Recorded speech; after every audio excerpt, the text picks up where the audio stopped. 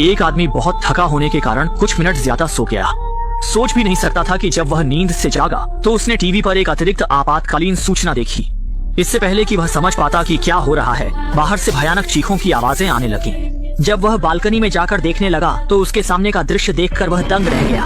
तभी निक ने देखा कि एक सैन्य हेलीकॉप्टर उसके सिर के ऊपर से तेजी से गुजरा और सीधा पास की इमारत से टकरा गया। ये देखकर निक के होश उड़ गए और वह डर के मारे कांपने लगा। उसी समय नीचे से फिर जोरदार चीखने की आवाज आई। निक ने सावधानी से सिर बाहर निकाला तो देखा कि सभी लोग घबराकर भाग रहे थे और उसकी गर्लफ्रेंड भी उसी भीड़ में थी। वह अपनी गर्लफ्रेंड से वजह पूछना ही चाहता था कि अगले ही पल उसकी गर्लफ्रेंड ने एक और शख्स के साथ मिलकर एक बूढ़े आदमी को गिरा लिया और दोनों उस पर टूट पड़े।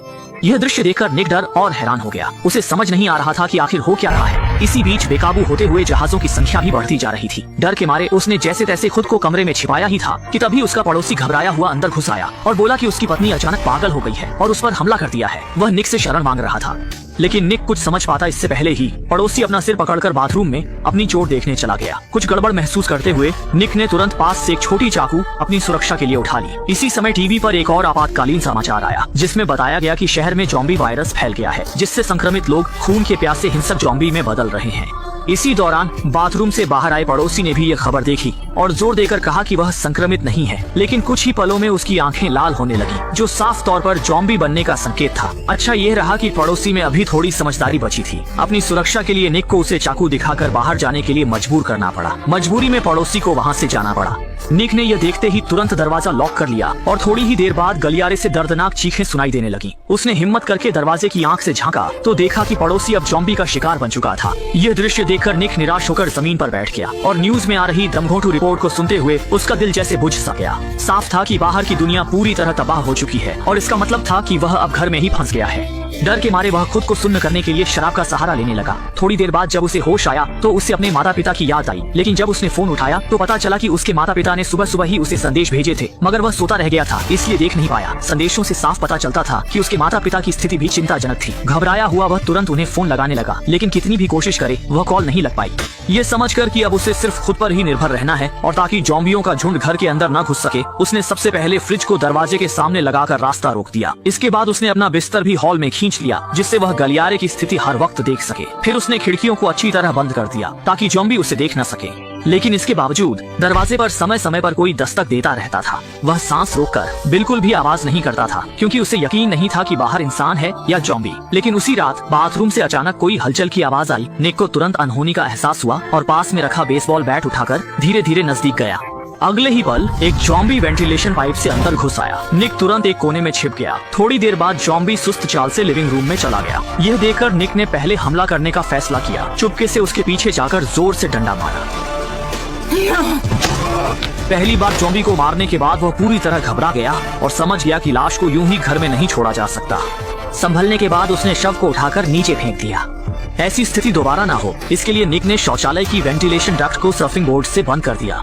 जल्द ही निक 3 दिन और 3 रातों से घर में फंसा रहा। इन दिनों वह हर कदम बहुत संभल कर रख रहा था। उसका दिमाग पूरी तरह सतर्क था और वह जरा भी डील देने की हिम्मत नहीं कर रहा था। लेकिन उसे केवल ज़ॉम्बी से ही नहीं बल्कि मानसिक पीड़ा से भी जूझना था। अब उसके पास केवल वही अकेला बचा था। अकेलेपन और खालीपन से घिरा हुआ वह रोज अपनी नोटबुक से बातें करता था और स्थिति और भी खराब होती जा रही थी। निक यह देखकर पूरी तरह से टूट गया।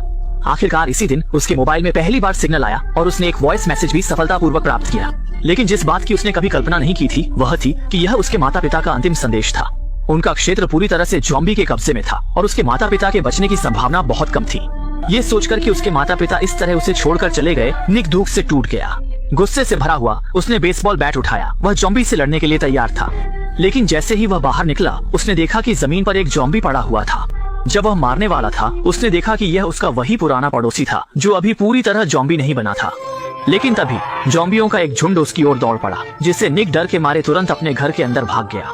इस घटना के बाद निक फिर कभी अपने घर से बाहर नहीं निकला।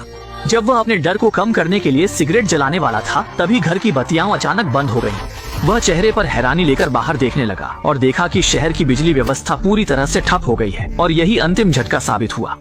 अब और जीने की इच्छा न रखते हुए अगले दिन उसने खिड़कियों के पर्दे हटा दिए और फांसी लगाकर अपनी जान लेने का फैसला किया। लेकिन जैसे ही वह मौत का इंतजार कर रहा था उसने अचानक देखा कि सामने की इमारत में एक सुंदर महिला जीवित थी।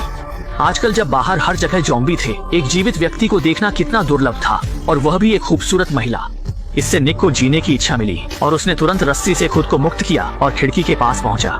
सामने जीवंत सुनहरे बालों वाली खूबसूरत महिला को देखकर निक अपनी आंखों पर विश्वास ही नहीं कर पाया। जब उसने देखा कि सामने वाली ने पर्दे खींच दिए, तब उसे एहसास हुआ कि वह ज़ॉम्बी नहीं बल्कि एक असली सामान्य इंसान थी। इसलिए उसने तुरंत अपने बाल स्टाइल किए, जिससे सामने वाली महिला का ध्यान आकर्षित हुआ। चूंकि इस समय नीचे पूरी तरह ज़ॉम्बी थे, नीचे के ज़ॉम्बी समूह को परेशान न करने के लिए दोनों को लिखकर बातचीत करनी पड़ी। बातचीत के दौरान निक को पता चला कि महिला का नाम लिसा था और वह भी अकेली अपने घर में फंसी हुई थी। जब उसे पता चला कि लिसा के पास पानी नहीं है, निक ने तुरंत कहा कि यह जिम्मेदारी उसकी है। रात में जब बाहर मूसलाधार बारिश हुई, निक ने सभी बर्तन बाहर रखे पानी इकट्ठा करने के लिए और खुद को पूरी तरह से नंगा करके बारिश के पानी से नहाया, यहाँ तक कि अपनी दाढ़ी भी साफ कर दी। अगले दिन अपने सबसे अच्छे कपड़े पहनकर वह बालकनी पर आया और लिसा की बालकनी की ओर एक रस्सी फेंकी। फिर रस्सी के सहारे 2 बोतल पानी लिसा को भेजा। हालांकि दोनों सावधान थे, फिर भी एक ज़ॉम्बी ने उन्हें देख लिया। वह बिना कुछ सोचे समझे तुरंत दीवारों पर चढ़ने लगा और लिसा की ओर चढ़ गया। लिसा को बचाने के लिए निक ने जल्दी से ज़ॉम्बी पर कुछ फेंका, जिससे ज़ॉम्बी का ध्यान अपनी ओर खींचा। इसी समय उसके घर के दरवाजे पर भी आवाज आई। मजबूरी में निक ने बालकनी का दरवाजा अच्छी तरह से बंद कर दिया और दरवाजे पर जाकर गलियारे के ज़ॉम्बी को रोकने लगा। अच्छी बात यह थी कि कुछ देर बाद गलियारे के ज़ॉम्बी कहीं और चले गए, लेकिन इस समय तक इमारत के नीचे के ज़ॉम्बी बालकनी तक पहुंच गए थे। निक ने जल्दी से बेसबॉल बैट उठाया, लेकिन अगले ही पल ज़ॉम्बी ने उसे धक्का देकर बेहोश कर दिया। इस मौके का फायदा उठाकर निक ने बाहर निकलकर उसे बुरी तरह से मार डाला। इस घटना के बाद निक को एहसास हुआ कि इस तरह से वह जरूर मर जाएगा। उसे और सामान ढूंढना होगा और फिर लिसा से मिलना होगा। ये सोचते ही निक तुरंत काम पर लग गया। उसने दबे पांव दरवाजा खोला। अच्छी बात यह थी कि गलियारे में कोई नहीं था, सिर्फ उसका काफी समय पहले मरा हुआ पड़ोसी जमीन पर पड़ा था। इसलिए उसने जल्दी से पड़ोसी की जेब से चाबी निकाली, लेकिन तभी आवाज सुनकर ज़ॉम्बी का झुंड फिर से आ गया। जल्दबाजी में वह जल्दी से जमीन पर लेट गया और मरने का नाटक करने लगा, जिससे ज़ॉम्बी धोखा खा गए। जब तक वे समझ पाते, निक पड़ोसी के घर में घुस चुका था और वहाँ सामान खोजने लगा। शुरू कर दी, हर उपयोगी चीज को अपने पास रख लिया। जल्द ही उसने बेडरूम के बिस्तर के नीचे एक हाइकिंग बैग पाया। अगर उसके पास यह चीज होती तो वह लिसा से मिलने के लिए वहाँ तक चढ़ सकता था। ये सोचते हुए वह बैग लेने ही वाला था कि अचानक एक ज़ॉम्बी उस पर झपट पड़ा। अच्छा हुआ कि निक फुर्तीला था। उसने पास रखी हुई चढ़ाई की कुल्हाड़ी उठाई और ज़ॉम्बी को खत्म कर दिया। हालांकि जब वह वापस जाने की तैयारी कर रहा था, उसने देखा कि ज़ॉम्बियों का एक झुंड गलियारे में घूम रहा था। उन्हें अपनी मौजूदगी का पता न चलने देने के लिए उसे बहुत सावधानी से पीछे हटना पड़ा और बिना किसी परेशानी के अपने ठिकाने पर लौट आया। लेकिन तभी उसने डर के साथ देखा कि उसके कपड़े फट गए थे। इस पर उसने तुरंत अपने कपड़े उतारकर जांच की। अच्छा हुआ कि यह सिर्फ एक झूठा अलार्म था। पिछले ज़ॉम्बी ने उसकी त्वचा को नहीं काटा था। जब निक अपने लूट की जांच कर रहा था तो उसने अचानक पाया कि उसमें 2 वॉकी टॉकी थे। निक यह देखकर खुशी से खिल उठा। इस तरह वह बेफिक्र होकर लिसा से बात कर सकता था। यह सोचकर उसने रात के अंधेरे में नीचे जाकर वॉकी टॉकी लिसा के घर में फेंक दी और वॉकी टॉकी के बारे में एक कागज पर लिख दिया। वास्तव में अगले दिन उसे लिसा की आवाज सुनाई दी। वॉकी टॉकी वाले दोनों लोग आखिरकार खुलकर बात कर सकते थे। इतने लंबे समय तक किसी से बात न करने के कारण वे वॉकी टॉकी को नीचे रखना ही नहीं चाहते थे। शौक से लेकर शादी तक हर विषय पर बात करते रहे। लेकिन सिर्फ प्यार काफी नहीं है, रोटी भी चाहिए। चूंकि इस समय घर में खाना और गोला बारूद खत्म हो गया था, कुछ खाने के लिए निक ने बाथरूम के वेंटिलेशन डक्ट पर नजर डाली। हालांकि यहाँ की गंध थोड़ी तेज थी, लेकिन यह गलियारे से कहीं अधिक सुरक्षित था। जल्द ही निक ने बिना सोचे समझे एक कमरा चुना और उसमें कूद गया। ये सुनिश्चित करने के बाद कि इस घर में कोई ज़ॉम्बी नहीं है, उसने बेफिक्री से सामान की तलाश शुरू कर दी। लेकिन उसे पता चला कि यह परिवार बहुत गरीब था। चारों ओर खाली था, कुछ भी नहीं था। हालांकि जब उसने अलमारी खोली तो उसने पाया कि वह खाने और दूध से भरी हुई थी। ये देखकर निक बहुत उत्साहित हुआ। उसने तुरंत यह अच्छी खबर वॉकी टॉकी के माध्यम से अपने साथी को बताई। निक को लगा था कि इन खाने की चीजों के सहारे वे सर्वनाश से बच जाएंगे, लेकिन अगले ही पल एक बुजुर्ग हथियार लेकर सामने आ गया।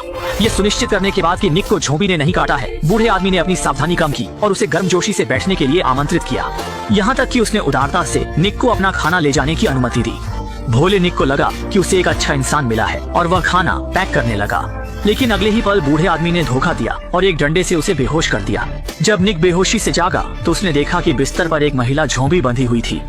इस समय बूढ़े आदमी ने अपनी योजना बताई। दरअसल उसकी पत्नी संक्रमित हो गई थी, लेकिन वह अपनी पत्नी को एक बेघर ज़ॉम्बी बनने नहीं देना चाहता। इसलिए उसने अपनी पत्नी को बिस्तर पर बांध दिया, लेकिन वह उसे मुक्त भी नहीं करना चाहता था और अपनी पत्नी को भूखा न रखने के लिए उसने निक को पकड़ लिया ताकि अपनी पत्नी को ताज़ा मांस का स्वाद चखा सके। निक को दर्द से बचाने के लिए उसने दयालुता से दर्द निवारक दवाएं भी निकाली और इशारा किया कि निक जितना चाहे उतना खा सकता है। हालांकि जब निक को लगा कि उसकी मौत निश्चित है, तभी उसके लिविंग रूम में रखा इंटरकॉम बज उठा। इससे बूढ़ा आदमी सफलतापूर्वक वहां से हट गया। इस स्थिति को देखकर निक ने जोर से संघर्ष किया और रस्सियों से खुद को मुक्त कर लिया। आवाज सुनकर बूढ़ा आदमी निक को काबू में करना चाहता था, लेकिन इसके बजाय निक ने उसे धक्का दे दिया। अंत में बूढ़े आदमी को अपने बुरे कर्मों का फल मिला और वह अपनी ज़ॉम्बी पत्नी का भोजन बन गया। निक ने यह देखते ही दरवाजा बंद कर दिया, सामान उठाया और भाग गया। और इंटरकॉम के माध्यम से निक को पता चला कि उसकी साथी लिसा के घर के चारों ओर ज़ॉम्बी भर गए हैं और वह बिना किसी रास्ते के बालकनी में छिप गई है। ये देखकर निक ने हीरो बनकर उसे बचाने का फैसला किया। उसने चादर को रस्सी के रूप में फेंका और चादर के सहारे नीचे उतर गया। अच्छा हुआ कि इसी समय उसे जमीन पर एक शिकार वाली बंदूक मिल गई। सामने आ रहे ज़ॉम्बी को उसने तुरंत सिर में गोली मार दी, लेकिन ताज़ा खून देखकर ज़ॉम्बी समूह और भी पागल हो गया और सभी निक की ओर झपटे। खतरे को भांपते हुए लिसा ने भी जल्दी से चादर फेंकी और निक को इशारा किया कि वह चादर के सहारे ऊपर चढ़े। निक भी फुर्तीला था और जल्द ही चादर के सहारे महिला के नीचे की मंजिल तक पहुंच गया। देखते ही देखते ज़ॉम्बी भी पीछे पीछे आ गए। उसने तुरंत अपनी छोटी छुरी निकाली और बची हुई चादर को काट दिया, जिससे ज़ॉम्बी नीचे गिर गए। इसी बीच लिसा के घर में ज़ॉम्बी की संख्या बढ़ती जा रही थी और उसे एहसास हुआ कि जल्द ही वह भी हार जाएगी। अंतिम प्रयास में उसने एक जोखिम उठाया और चादर के सहारे नीचे उतरी।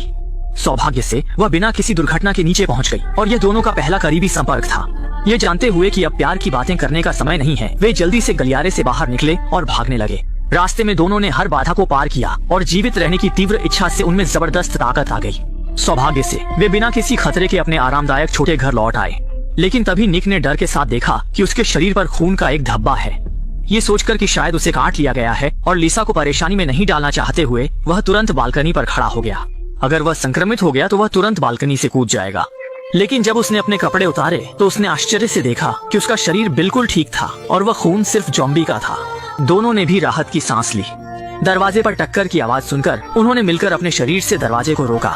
सौभाग्य से कुछ ही देर में बाहर के ज़ॉम्बी ने हार मान ली और टक्कर मारना बंद कर दिया।